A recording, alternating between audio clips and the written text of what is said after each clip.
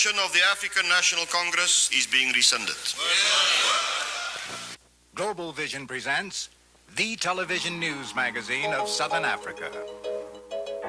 News. Views. Frontline focus. In-depth analysis. Covering the coverage. Cultural features. This week, South Africa Now reports these stories. What a year it has been. 1990 may prove to have been a turning point in South Africa's history. The year white minority rule began its final decline.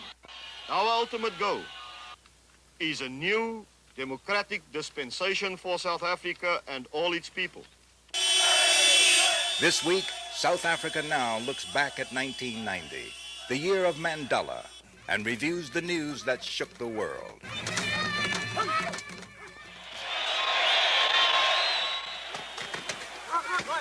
Literally, I pick up corpses day in and day out. In Southern Africa, it was a year of the birth of a nation, amidst dramatic developments throughout a region still plagued by war and destabilization. This week, we take a look back and a look ahead in this special year-end edition of South Africa Now with Thandeka Gqubule and Fana Kekana. Dumela. 1990 came in like a lion and went out with its roar still in our ears. It will be remembered as the year of Mandela and the year of a courageous initiative by a South African president named de Klerk. It was also the year of Namibia's independence and a slow march toward peace and multi-party systems in the Frontline States. 1990 was a year in which everything seemed possible, but not all that much changed. It was the year that apartheid was said to have died, but with a corpse that has yet to be buried. We'll look back at the tumultuous changes that were hard to predict a year ago. Phillip Tomlinson tells us about the name that was on everyone's lips when the year began. What would he look like? What would he be like? The world press put these questions on the news agenda as the year began. I am now in a position to announce that Mr. Nelson Mandela will be released at the Victor Verster Prison on Sunday, the 11th of February, at about 3 p.m. And then it happened before the eyes of the world. Nelson Mandela walked free after 27 years. Mandela quickly traded in his prison clothes for smart business suits and became the focus of world attention as he traveled overseas seeking support, funds, and the continuation of sanctions. Zambia was Mandela's first stop. His African National Congress comrades hadn't seen him since the 60s, the days of John F. Kennedy's presidency. All of Africa exploded in joy. He was embraced in countries that long fought apartheid, like Angola, Zimbabwe, Ethiopia, and Namibia. Then it was on to Europe.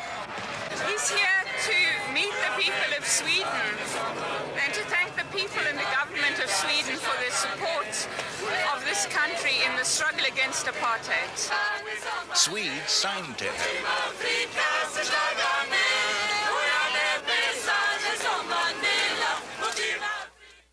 The Pope gave his blessing. And in England, an army of faces at London's Wembley Stadium gave him their love. Then it was on to the United States, where Mandela and the African National Congress received a triumphant welcome. Educated man from the motherland. You see, they call me a star, but that's not what I am. I'm a jungle brother, a true blue brother, and I've been to many places. There was a ticker-tape parade in Manhattan.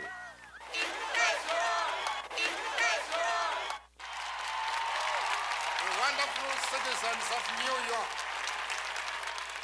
have demonstrated that we, the oppressed people of South Africa, and the ANC are admired and respected. In Boston, he danced along with 300,000 fans by the Charles River.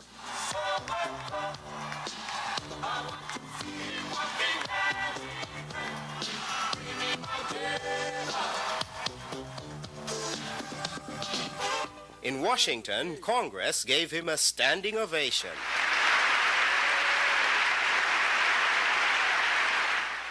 And he explained to President Bush why violent change is sometimes necessary when peaceful change is impossible. If we are forced to resort to violence, it is because we had no other alternative whatsoever. He was greeted in the streets and in stadiums from coast to coast. So I'm asking you now, stand up! And America took him to its heart. The hopes and the aspirations of the black people of this country, the Latin American community, the Native Americans. I think what's going on around the world throughout Eastern Europe and Asia and everywhere, that Nelson Mandela is the man of the hour. South Africa's president, F.W. de Klerk, was also traveling this year, working with his government to break out of the isolation that his country has faced for 30 years. A trip to France was seen as a breakthrough in French-South African foreign relations. It was constructive and very positive. And by year's end, the European Economic Community began to relax sanctions. De Klerk also brought his case against sanctions to the White House in September. I view, Mr. President, today as an important moment where real progress has been attained in normalizing our country's situation with regard to the international community. South Africa is going to overcome its problems. South Africa will become once again a proud member of the international community. And South Africa will be a trustworthy friend of the United States of America in maintaining the very values on which your system is built. Was it check or checkmate? 1990 was the year when old enemies began talking, but the symbols of change were overshadowed by the enduring power of the old order. That's the story we turn to now. These people just are going out to destroy life. They go out to kill, no matter to what ethnic group a person belongs, and irrespective of his political affiliations. It seems quite clear to me, as I have said before, that we are having here the beginnings of the Renamo movement. What is meant by a Renamo-type organization? The first of the 4 deadly fingers we'll look at. Mandela refers to the terrorists behind these atrocities in Mozambique, a special type of terrorism, aimed at destabilizing a country and demoralizing its population. Reports were that they were carrying on with their task almost in disciplined, calculated manner. And that, I think, is the difference, because this points to the fact that they had a purpose. They were perhaps paid for that purpose, not necessarily politically motivated themselves, but by somebody else. Deadly finger number 2, another band of trained killers, Kufut. That's Afrikaans for crowbar, and the name of a paramilitary unit trained in counterinsurgency and assassination techniques by the South Africans in Namibia. With a SWAPO government there now in power, some members of Kufut, specifically the 32nd Battalion, have been relocated to South Africa. The violence that's perpetrated by these soldiers, they go into their houses, they raid their houses any time of the day, and they rape women and girls.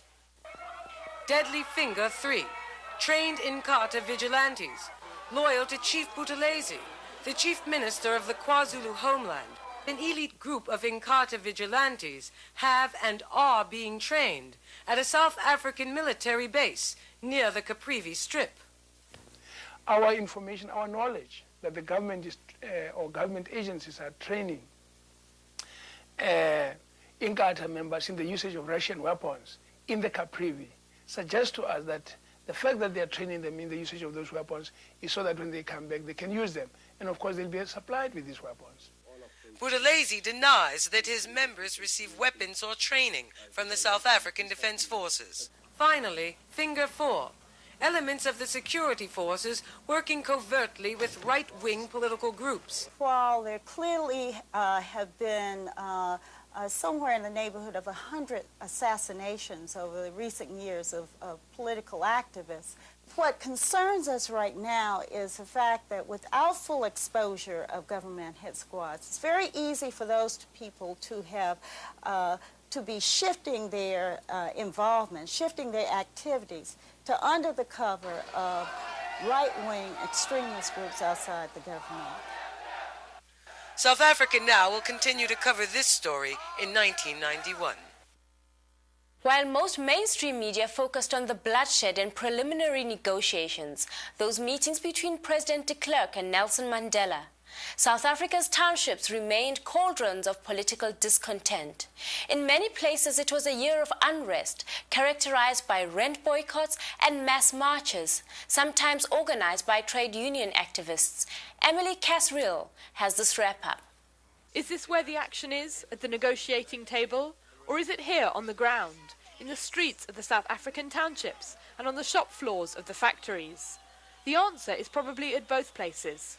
When more militant activists recently rejected some of the resolutions at the ANC conference, it became clear that the priorities at the grassroots are driving the freedom movement. In 1990, these were the key community and labour issues. 1. The Workers' Charter, designed by workers to ensure their rights in a new constitution. Since the majority of people in any country are workers, workers themselves should have certain rights protected,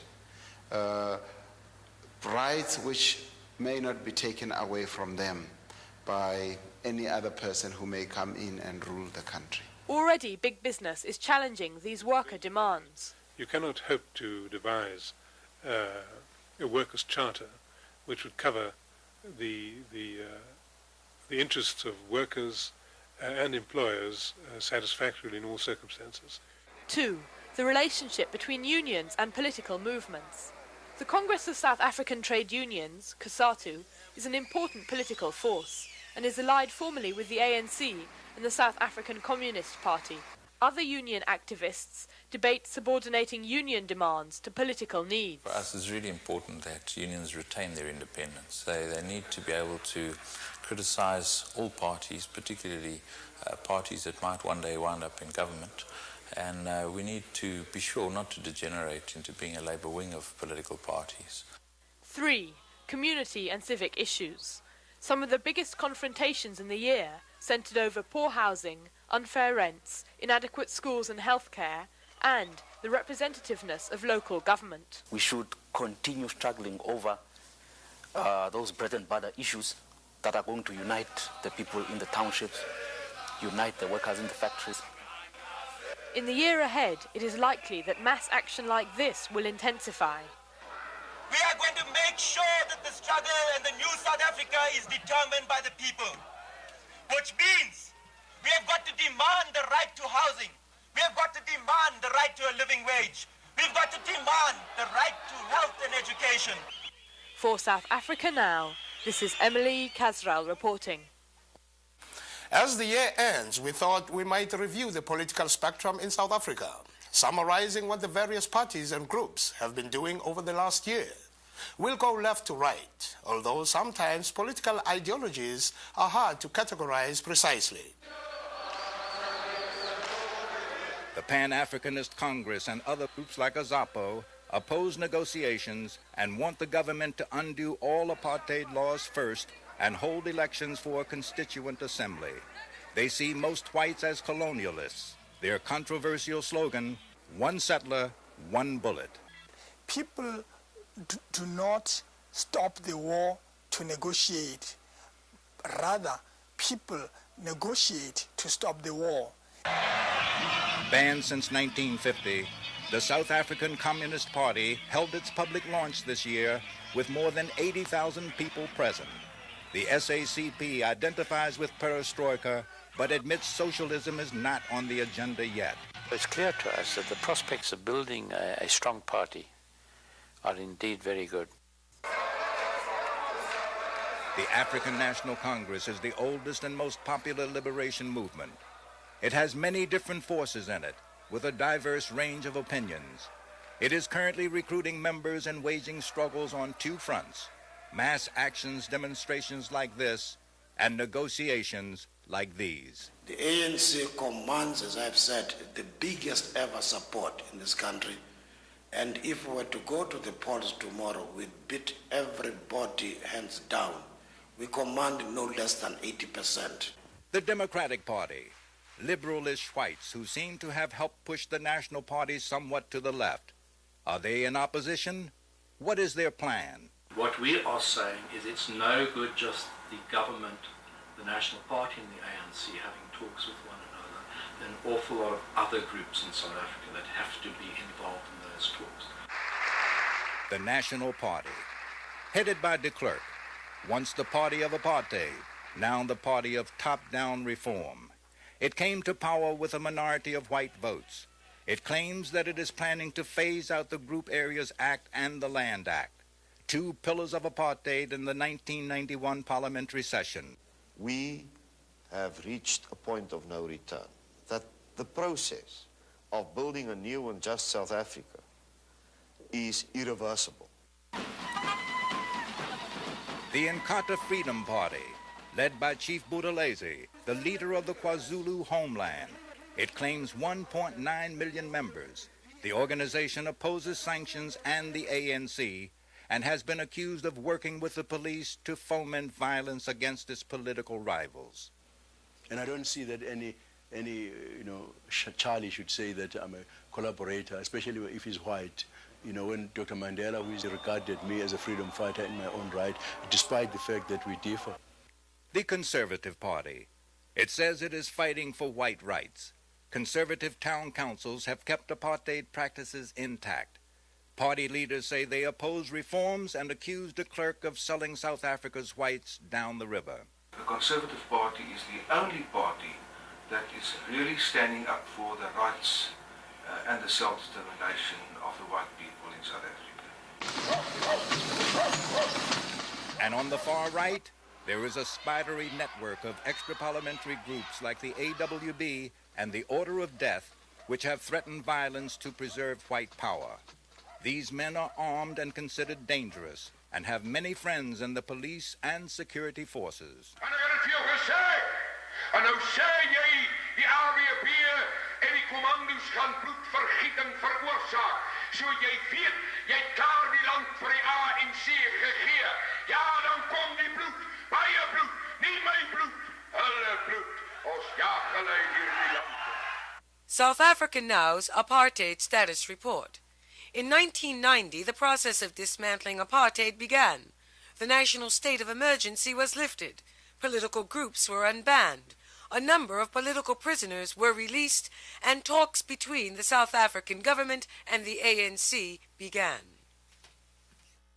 You are watching South Africa Now's 1990 Year-End Review show. Coming up next, a report on the Frontline States. I'm Joseph D. Shaw. 1990 was also the year of Namibia, the year that the last colony in Africa became independent. It took a bloody liberation war and intervention by the United Nations. But South Africa finally withdrew, and in March, Namibia joined the international community as a free, independent, and democratic state. The fighting had been harsh, even as the United Nations implemented Resolution 435 to supervise elections and South Africa's withdrawal. When SWAPO won a majority, the country adopted a democratic constitution with independence celebrations on March 21st.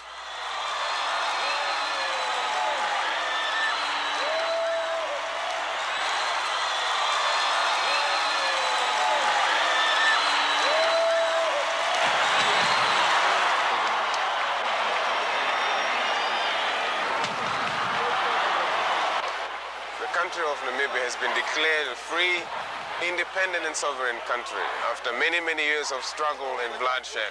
It's remarkable that in the background we have Mr. de Klerk from South Africa, Mr. Mandela, the United Nations Secretary General, and many heads of government and states from all over the world celebrating Namibia's independence. It is a moment that many people here in this country have waited for and in fact have not believed that it would happen in our lifetime. I feel very, very well. We are very proud. We didn't think it will be happen, but it happened. For me tonight to see everybody around from the corners of the world, and for me to have watched all this fire displays, it means one big thing, the guaranteed future of the new generation of Namibia. So it's a very, very big day for me. Since independence, Namibia has settled down to face the problems of reconciliation and reconstruction. Internal political debate has now replaced armed conflict. A Bill of Rights in the new constitution has guaranteed free expression. The country must now struggle like other third world states for economic development and the resources to feed and educate its people. If Namibia was a success, the story in the rest of the frontline states was more checkered. Here's a country-by-country look at major developments in Southern Africa. South Africa Now is virtually the only TV program to cover these countries on a weekly basis. Angola, the war has continued with a horrible toll of civilian casualties, but the government and UNITA rebels have held peace talks. Angola has committed itself to a multi-party system and free elections. The CIA has continued to supply UNITA with an estimated 60 million in covert aid. That is if to say that someone would write you a check for $1 million every week, and the money goes through the CIA, and it's all secret. And what we are saying, make that information public. Mozambique, war, famine, and desolation is still the story in much of the country. We have about 200,000 children who are without schools, and the equal number of children who lost their parents, who are traumatized, or who have seen their parents being killed. The government and the Renamo Bandit Army have been talking. The ruling party, Frelimo, has agreed to a constitution with a multi-party system. Zimbabwe, Robert Mugabe was re-elected as president and abandoned plans to impose a one-party state. Zambia, President Kenneth Kaunda was the target of protests by a campaign for a multi-party system, and by the year's end, the Zambian parliament agreed to one. And now we turn to the future.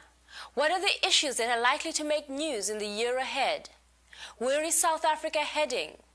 Will the promise of negotiations and the end of apartheid be fulfilled? Or will the country spiral downwards into more confrontation and violence? Here's our prognosis.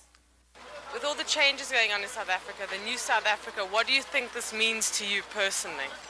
It means freedom, and I can share everything which belongs to me in South Africa, which is I was supposed to have been enjoying and couldn't enjoy in the past years. In removing apartheid, the whites of South Africa are liberating themselves.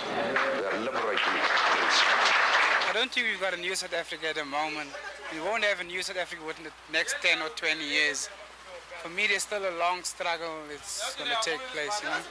I think it's going to be a very difficult year. I think one of the major problems, perhaps the chief problem, is that for both sides meeting over the negotiation table, their agendas are different. They express themselves in different terms, and those differences aren't just rhetorical. The government's talking about sharing power. The ANC is talking about transferring power.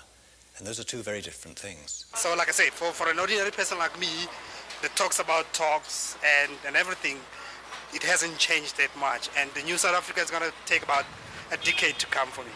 The key issue for workers is to try and get more control over their own lives. And what that means in a post-apartheid South Africa is definitely to enhance their capacity to influence policies of government, to influence decision-making in factories that they work in. Women are actually now becoming more and more clearer that it is their work to actually give themselves the leadership within even the struggle of progressive movements. In my life, I want to get the same money, whatever I want to get the money like whites, because we're doing the same jobs, but I'm getting less money because I'm black. I don't know what to think about it, to be honest to you. I think that the Kafirs, I'll call them Kafirs, they're taking over too much. I mean, this is our country, not their country. Well, our challenge is to educate people that even though it might appear that things have changed in South Africa, in fact, they have not done so fundamentally. We want to educate people that black South Africans still do not have the right to vote. So we have to begin to push for those fundamental changes, those changes that make a difference in people's lives, the lives of not only the Mandelas and the Tombos, but the people at the grassroots level, that their life begins to change. Are you optimistic freedom in our lifetime? I'm certain. I'm certain freedom in our lifetime, yes. Thank you for watching. One final note. What about South Africa now? Where should we go from here? We've been on the air for 2.5 years. We remain chronically underfunded and now face many stations who feel that we've outlived our usefulness and fulfilled our original mandate. They say that there is ample coverage of the region available elsewhere on television. We do not agree and hope to keep going for one more 13-week season through the end of April. But we would like to hear from you, our viewers. We'd like your evaluation of the job we've been doing and your thoughts about the future. You can share them with us by writing to South Africa Now, P.O. Box 1907, Canal Street Station, New York, New York 10013. South Africa Now is produced by Global Vision on a non-profit basis in association with the Africa Fund, a tax-exempt organization providing assistance and relief to victims of apartheid. On behalf of all of us at South Africa Now, we wish you a happy New Year and we'll be back next week. Mandela in America. The new 90-minute video can be ordered from South Africa Now for $25, which includes postage and handling. Write to South Africa Now, Post Office Box 1907, Canal Street Station, New York, New York 10013. A portion of the proceeds will help fund South Africa Now. Siyabonana nguJohnny Clegg, uyabuka uhlelo South Africa Now. Peace, I'm Daddy Yo. And I'm Wise. And I'm MC Delight. And we're Steps of Sonic. And coming to you live from the Wembley Stadium Arena right here in London. It's the Nelson Mandela concert right here for you today. And we have one message for all your people out there. Keep hope alive. Keep the struggle alive. Blood, sweat, and no tears. And you're watching South Africa Now. I am Queen Mother Moore. You are watching South Africa Now. My name is Matlatini, the Lion of Soweto.